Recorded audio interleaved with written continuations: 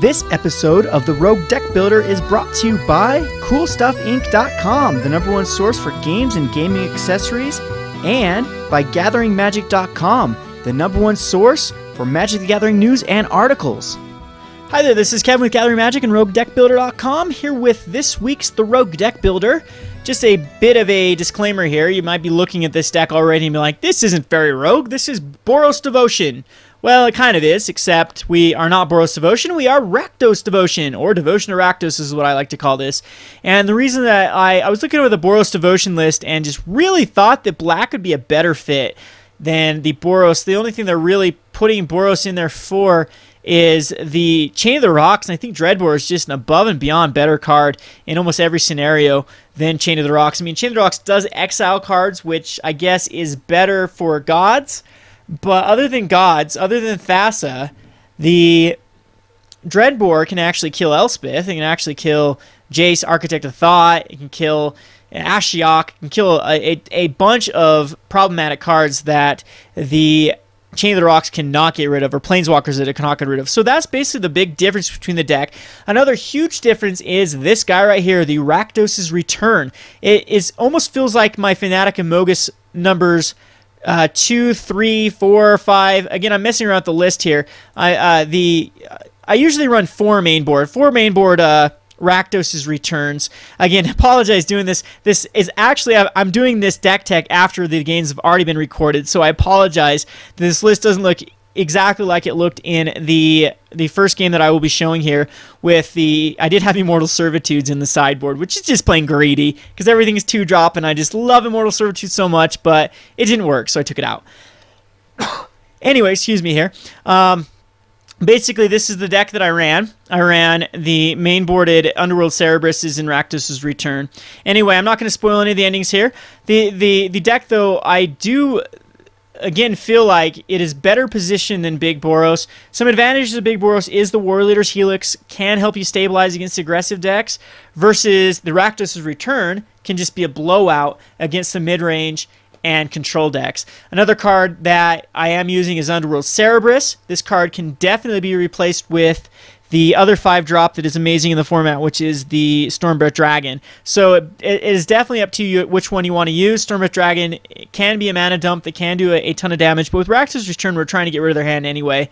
But so it ends up being a 7/7 flying that you've had to pump out a lot of mana into. And the cool thing about Underworld Cerberus is you can have the combo with Hammer Perforos turn 3 into turn 4 Underworld Cerberus with like a Nykthos Shrine of Nyx and tack in for 6 damage. And this guy has some pretty sick evasion. I mean, they have to block with 3 or more creatures. 3 or more. Good luck with that. And with a bunch of 2-drops also swinging in, it gives your opponent some very terrible scenarios. I think I misread this card and thought it was just 2 or more, but now reading this again, Underworld Cerberus is basically 6/6 unblockable unless you're playing against a deck that just tries to swarm creatures. Speaking of swarm creatures, I've been trying to figure out a good sideboard card versus mono blue, and I'm thinking Rakdos' Charm might be just the card for that. And it does say Rakdos in it, right? That's more pluses to a deck that uses stuff. So anyway, I'm thinking about it can destroy the Binding of Thassa, which is awesome, and deal 1 damage to its controller for each creature they control. That's not terrible. Against the Master Waves that just popped out 7 tokens, you can hit them for an insane amount of damage to the face on the beginning of your upkeeper or their end step or whatnot, and then proceed to put out like a Fnatic and Mogus. So I'm thinking Rakdos Charm might find a place in here if you're worried about mono blue. Other than that, this deck is doing very well. I hope you enjoy the videos. Again, sorry about that this was after the fact of taping the games, but I won't spoil any of the endings here. Very fun deck. This has been Kevin with, well, let's just go over. I didn't do a very good job going over the deck tech here. What we're doing is we're basically running I'm running Overgrown Tombs in here because it is a way to actually cast the Burning Tree Emissary rather than, I had Mountains here, but it seemed like I didn't have enough black sources. So I'm running Overgrown Tombs to actually have another way to cast the Burning Tree Emissaries. You could actually go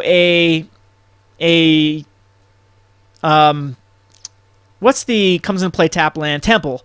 The Temple that's blue for the same effect of Frostburn Weird, but I'm thinking the Burning Tree Emissary is a bit more powerful than Frostburn Weird in this deck. And then, of course, we're running the Rakdos Guildgates, which will get replaced in Born of the Gods by the Temple the black-red temple, and then of course blood, crypts, and I think that 4 Rakdos shrines are necessary in this deck because this deck is very shrine dependent.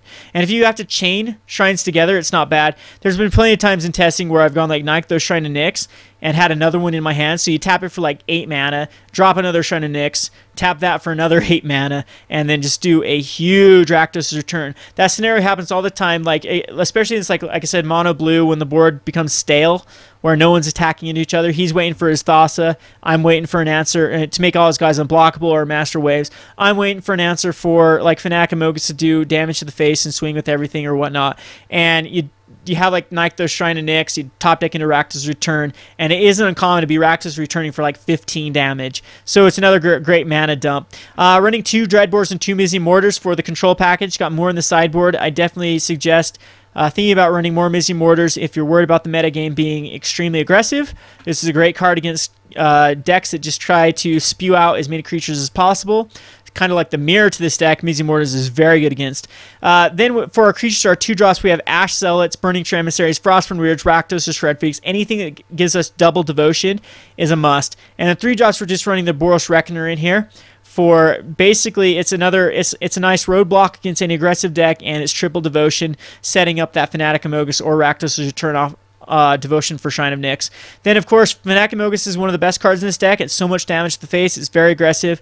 Another thing I like about this deck over Boros devotion is the Rakdos Shredfigs are more aggressive than the alternative, which is putting out more control in the Boros type deck. So, and then I've already explained Underworld Cerberus and Rakdos' Return. We have Reef of the Bones for card advantage in the sideboard against any sort of mid-range deck or decks that we don't worry about burning ourselves. This deck's awesome because it really gets rid of 4 cards to try to find a Fnatic Amogus or Rakdos' Return. So a good like 3% of your deck out of the way to find, or even more than that.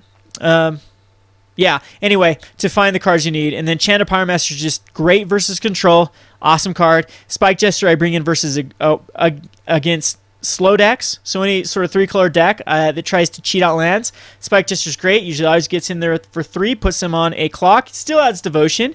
And again, it can actually add your black with Shrine of Nyx if you get stuck on a non-black mana source. Timaera's just another use of if the board gets stalled out and you have a million creatures can't attack in, it can get in there for that last bit of damage.